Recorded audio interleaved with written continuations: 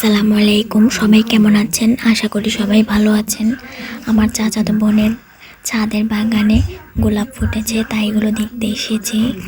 এই যে দেখেন গোলাপ, মাশাআল্লাহ অনেকগুলা গোলাপ ফুটেছে, এক একটা এক এক কালার ছিল, অনেক সুন্দর।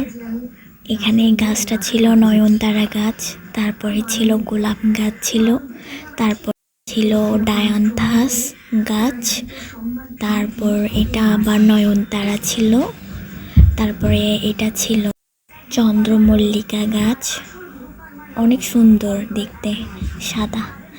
তারপর এটা ছিল পিটুনিয়া গাছ, তারপর এটা আবার ছিল নয়নতারা গাছ, তারপর ছিল এটা পাতাবাহার, তারপর এখানে 9টার কিছু গাছ ছিল, তারপর এখানে একটা টমেটোর চারা, টমেটো ছিল এখানে।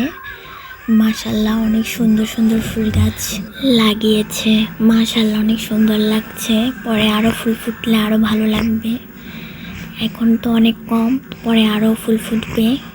এই গোলাপ গাছটাতে এক একটা এক এক কালার ছিল ফুলগুলা, মাশাআল্লাহ মাশাআল্লাহ অনেক সুন্দর হয়েছে।